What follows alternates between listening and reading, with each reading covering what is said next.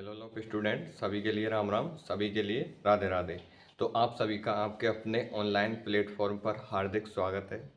जैसा कि हमारी जो यूपी एसआई और यूपी कांस्टेबल की भर्ती जो कि हमारी यूपी सरकार के अधीन कार्यरत या प्रक्रियाधीन है, उसके बारे में हम आपके लिए आज बताएंगे, चर्चा करेंगे। अगर वीडियो अच्छी लगे तो चैनल को सब्सक्राइब करें, लाइक करें और कमेंट करें। तो जो हमारी आज की जो अति महत्वपूर्ण जो वीडियो रहेगी उसका टॉपिक क्या रहेगा, यानी कि उसका टॉपिक रहेगा क्या, यूपीएसआई में टॉप 100 रैंक कैसे लें। क्या, यूपीएसआई में टॉप 100 रैंक। यानी कि बहुत से स्टूडेंट हैं जो ये सोचते हैं कि सर जी हमें ये बताओ कि जो हमारी जो अब ये वैकेंसी चल रही है, यूपी एसआई की चल रही है, यूपी कांस्टेबल की चल रही है, लेकिन इसमें हम टॉप 100 रैंक में कैसे आ सकते हैं।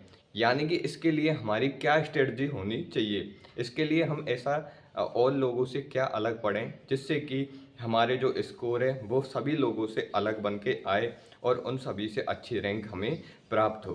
तो इसके लिए जो भी अति महत्वपूर्ण वस्तु है या विषय वस्तु है उसके बारे में हम आपके समक्ष चर्चा करेंगे। और आपको सबसे पहले चैनल सब्सक्राइब करना पड़ेगा।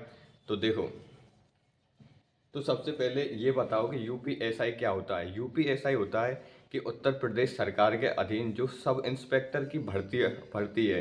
समझ रहे हो कि नहीं, यानी कि उत्तर प्रदेश सरकार के अधीन जो सब इंस्पेक्टर की भर्ती है उसके बारे में आपके यहाँ पे चर्चा चल रही है। यहाँ तक आपके समझ में आ गया होगा। इसी के साथ में ये भर्ती अपन के 5,000 पदों पर प्रक्रियाधीन है। कितने? 5,000 पदों पर प्रक्रियाधीन है।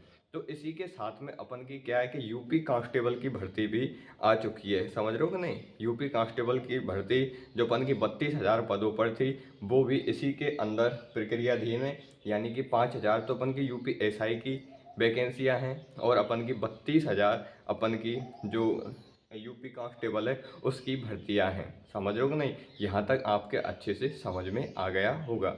लेकिन अब हमें चर्चा ये करनी है कि सर जी हम इन जगहों में अपना स्थान कैसे बना पाएँ, यानी कि टॉप रैंक कैसे लें जिससे कि हम अपने मन चाहे ज़िले में पोस्टिंग ले सकें। तो इसके लिए आपके लिए एक शानदार स्ट्रेटजी होनी चाहिए जिससे कि आप अपनी जो होम डिस्ट्रिक्ट है उसमें अच्छा स्थान प्राप्त कर सको। तो सबसे पहले आपको पूरा जो सिलेबस है, समझ रहे हो कि नहीं, आपका जितना भी जो सिलेबस है उसको एक बार एक पन्ने में लिखना है। समझ रहे हो कि नहीं, किस में लिखना है, एक पेज में लिखना है। उसके बाद उसका पूरा एनालिसिस करना है, संपूर्ण एनालिसिस करना है, अच्छे ढंग से करना है। एक एक टॉपिक को आपको गहनता से अच्छे ढंग से उसे दिमाग में बिठाना है। पूरा जितना भी सिलेबस है, जितने भी उसके टॉपिक हैं वो आपके आँखों के सामने होने चाहिए। अगर आपसे पूछे कि हिंदी में कौन कौन से टॉपिक हैं तो तुरंत आपके सामने उनका जवाब होना चाहिए। तब तो ये मानो कि आपकी तैयारी बहुत ही शानदार चल रही है। और अगर आप ऐसा नहीं कर पा रहे हो तो इसका मतलब आपकी तैयारी शानदार या रोचक तैयारी नहीं है। तो इसके लिए सबसे पहले आपको पूरे जो सिलेबस है उसका एक पीडीएफ आपने निकलवा लिया होगा, जहाँ तक मैं उम्मीद करता हूँ। उसके बाद में आपने पूरे सिलेबस का सेल्फ एनालिसिस कर लिया होगा, एक एक टॉपिक को अलग अलग मार्जिन के हिसाब से, यानी कि पहले कौन से टॉपिक से कितने क्वेश्चन आए थे, कहाँ कौन सा टॉपिक है जो हाई स्कोरिंग टॉपिक है, इनको क्या है कि अलग सेपरेट कर लिया होगा। इसके बाद में आपको सबसे ज़्यादा पूरी सिलेबस अपन को एनालिसिस करना है। उसके बाद में अपन को पूरी थ्योरी तैयार करनी है, यानी कि जितनी भी थ्योरी है यूपी एसआई या यूपी कांस्टेबल से संबंधित जितनी भी थ्योरी है उसको अपन को एक जगह इकट्ठा कर लेना है। अपन को सीमित कंटेंट पढ़ना है, यानी कि अगर अपन के पास एक नोट्स है तो अपन को वो ही 10 15 20 बार पढ़ना है। ये नहीं कि आप कभी इधर भाग रहे हो कभी उधर भाग रहे हो, कम से कम 20 25 किताब आप पढ़ रहे हो एक ही सब्जेक्ट की। तो इससे क्या है कि आपकी जो सृजन क्षमता है वो ज़्यादा विकसित नहीं हो पाएगी और आप अच्छा परफॉर्म नहीं कर पाओगे। तो इसके लिए आपको क्या है कि एक ही विषय वस्तु को बार बार दोहराना पड़ेगा। समझ रहे हो कि नहीं, यानी practice makes a man perfect, यानी कि एक ही चीज़ की प्रैक्टिस आपको बार बार करनी है जिससे कि आपकी जो एक्यूरेसी है, यानी कि इसमें नेगेटिव मार्किंग रहेगी तो उस नेगेटिव मार्किंग से आप अच्छे से समझौता नहीं कर पाओगे। तो समझ रहे हो कि नहीं, जब आप बार बार एक चीज़ को पढ़ोगे 10 15 20 बार जब पढ़ लोगे तो आपका नेगेटिव मार्किंग कुछ नहीं बिगाड़ पाएगी। ये आप लिख के ले लो। तो कम से कम आपको 15 से 20 बार इसका रिवीजन करना होगा। मुझे उम्मीद है आपने पहले भी रिवीजन किया होगा और आप अब भी करेंगे। लेकिन शॉर्ट नोट्स यानी कि आपको प्रत्येक टॉपिक के शॉर्ट नोट्स तैयार करने हैं। यानी कि शॉर्ट नोट्स से क्या होता है कि जब अपन एग्ज़ाम टाइम के 10-15 दिन पहले जब अपन अच्छे ढंग से और उसका रिवीजन करते हैं तो एक घंटे में बहुत से टॉपिकों का शॉर्ट वे में रिवीजन हो जाता है। जिससे क्या है कि अपन की जो टॉपिक है पूरा, क्योंकि सिलेबस बहुत बड़ा वाइड होता है, इसलिए अपन को क्या है कि उसका शॉर्ट नोट्स तैयार करने और उनका रिवीजन रैपिड रिवीजन करना है। जिससे कि अपन के दिमाग में जो सृजन क्षमता है वो बहुत ही विकसित हो जाए। यहाँ तक आपके अच्छे से समझ में आ गया होगा। अब इससे आगे अपन को प्रक्रिया में क्या करना है, अपन को जोड़ने MCQ यानी कि एक तो PYQ करने, यानी कि जितने भी अपन के PYQ यानी प्रीवियस ईयर क्वेश्चंस आए हैं वो सारे के सारे क्वेश्चंस अपन को शॉर्ट वे में एक बार पूरे ढंग से पढ़ लेने हैं। इससे क्या है कि आपकी जो दिमाग है उसमें एक क्या है कि जो अपन का पुराना पैटर्न चला आ रहा है उसके बारे में एक स्मृति बन जाएगी। आपको पता चल जाएगा कि अब क्वेश्चन कहाँ से उठेगा। तो जैसे आपने पढ़ा तो आपको पता चल गया कि हाँ अब अगला क्वेश्चन यहाँ से उठेगा। जब एक ही जगह से बार बार क्वेश्चन आ रहा है तो अपन प्रीवियस ईयर क्वेश्चन पढ़ेंगे तो अपन को पता चल जाएगा कि अगला क्वेश्चन भी यहीं से आएगा। तो अपन अच्छे से उसे तैयार कर लेंगे। समझ रहे हो कि नहीं। और अपन को हिंदी पे अच्छा फोकस करना है। क्यों? हिंदी हाई स्कोरिंग सब्जेक्ट है। क्या? हिंदी अपन की हाई स्कोरिंग सब्जेक्ट है जिसमें क्या है कि अपन अच्छा स्कोर कर सकते हैं।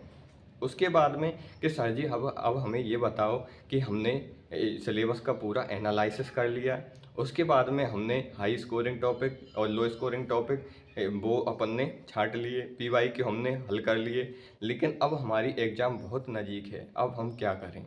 समझ रहे हो कि नहीं। तो अब आपको देने टेस्ट। क्या?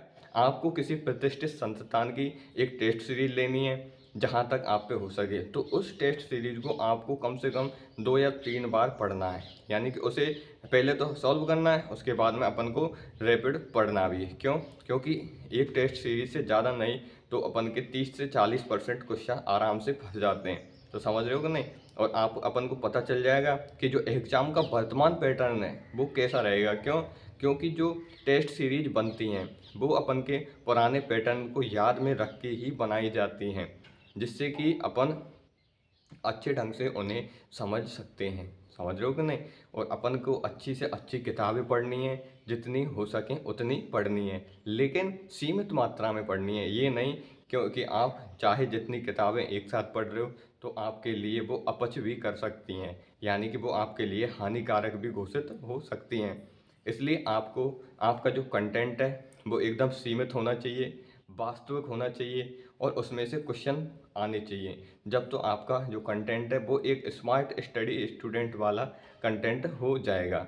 इसी के साथ आपके लिए जो अपन की पता चल गया होगा कैसे। तो आपको सबसे पहले क्या टेस्ट देने के बाद आपको पता चल जाएगा कि हमारे नंबर कितने बैठ रहे हैं। अगर आपसे कोई क्वेश्चन गलत हो रहा है तो उस गलत क्वेश्चन को 2 या 3 बार लिखो पहले, उसके बाद उसको पढ़ो। समझ रहे हो कि नहीं। जब जब आप अपनी गलतियों पे ध्यान देंगे तो आपकी एक्यूरेसी बढ़ेगी। जो आपकी नकारात्मक अंकन होता है उससे आप अच्छे से लड़ पाओगे और उससे अपन घायल कर देंगे नकारात्मक अंकन को और अपन अच्छा परफॉर्म कर लेंगे। और जब अपन टेस्ट देंगे तो अपन को पता चल जाएगा कि अब हमारे नंबर या अंक कितने आ रहे हैं, इसमें कौन सी रैंक बन रही है।